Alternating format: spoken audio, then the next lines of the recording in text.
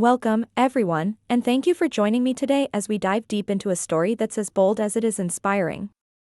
We're talking about Karoline Leavitt, her presence, her poise, and yes, that remarkable presence that has people saying her true size is a feast for your eyeballs. Let's embark on her journey in a smooth, storytelling flow. From the moment Karoline first stepped onto the political stage, there was something unmistakable about her. It wasn't just her confidence, it was the way she occupied space. Picture an interview where she stood in front of the camera, dressed in a crisp, tailored suit that followed her form without hugging too closely. The jacket's structured shoulders echoed authority, while the slim cut of the pants hinted at modernity. She didn't blend into the background, she claimed the stage as her own. I remember watching a forum where she listened intently, leaning forward ever so slightly. Her posture spoke of engagement, back straight, head lifted, gaze focused. When it was her turn to speak, her voice emerged calm yet sharp, each word articulated deliberately. That scene perfectly captured Karoline's essence, someone who uses her posture and presence not to intimidate, but to lead by example. Offstage, her lifestyle reflects the same balance of strength and grace. On social media, she's shared moments from her day, walking through sunlit streets, carrying herself confidently in tailored coats that sway with each step, stopping at bookstores, flipping through pages as if each book is a handshake with possibility. She owns every inch of those moments, not out of bravado, but out of purpose. Her interviews reinforce that. I've seen Karoline pause before answering, to consider, to weigh, to truly engage. She seems unafraid of silence, using it as a canvas for her next thought. In quiet spaces, she fills the room with her ideas. In loud ones, she listens and responds thoughtfully. That kind of spatial awareness, knowing when to fill a room and when to step back, is rare. Fashion-wise, she's mastered the art of proportion. On one Sunday morning, she was photographed in a soft blush trench coat cinched at the waist.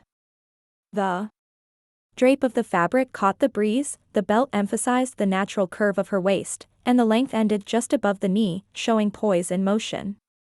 It wasn't flashy, but it announced presence.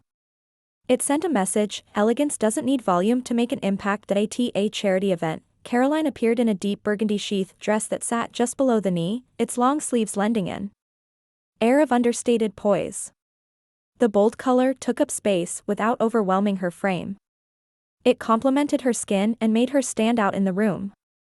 When she walked into a crowd, you could sense the shift. The room seemed to acknowledge her, as if recognizing someone who knew why she was there and owned it. It wasn't always effortless. I've heard team members talk about wardrobe runs that lasted until midnight, searching for the right fabrics, the perfect balance of fit and flow. The goal was always the same: create looks that fit her unique combination of strength and warmth.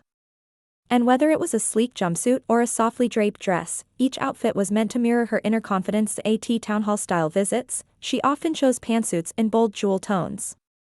One day, a cobalt blazer with tapered shoulders, collared crisply, paired with matching slim pants. She moved with purpose, upright, fluid, commanding attention without demanding it. That outfit wasn't just clothes.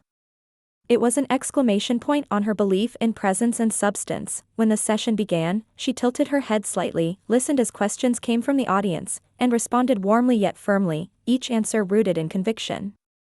She didn't shrink under criticism, nor did she loom. Her presence was just right, measured, authentic, unmistakable. Then there are moments of quiet reflection she shared, time in nature, a park bench, her thoughts drifting with the breeze. In those glimpses, she sat composed, legs crossed, shoulders relaxed. It's an image of someone at ease with her presence, not always leading, sometimes simply being. That balance between confidence and calmness is rare and powerful. As her public engagements grew, so did the way she used space, literally and symbolically. In interviews, she often chose seating at the edge of the stage, as if daring the conversation to begin, yet prepared for it to flow back to her. It's a subtle positioning choice that reflects willingness to engage closely without being on the defensive. Through all of this, wardrobe, posture, movement, Karoline's true size reveals itself. It's not about dramatic height or volume, but the space she holds in rooms, the emotional space she carves in national discourse, and the intellectual space she creates for herself and others. She gave others permission to fill their own space. 2. Even her gestures, light touches on the arm to connect, purposeful hand movements as she speaks, are deliberate. They're meant to draw people in, not push them away. They reflect a presence that's human, grounded, big without being overwhelming. When the sun sets and the crowd's clear, the power of her presence hasn't faded. Whether she's returning to her home or reflecting on the day, her posture remains unshaken. There's a dignity in how she stands alone, upright, unguarded. It confirms something deeper. Her presence isn't performance, it's essence. Her journey wasn't about filling a role or adopting a persona.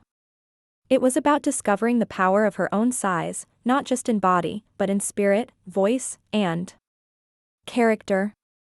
It's a reminder, true size isn't always seen, it's felt. Thank you so much for spending this time with me as we unpack the presence and power of Karoline Leavitt. If her story resonates, and you're inspired to step into your own space with courage and grace, I'd love to hear your thoughts. Let's keep this conversation going.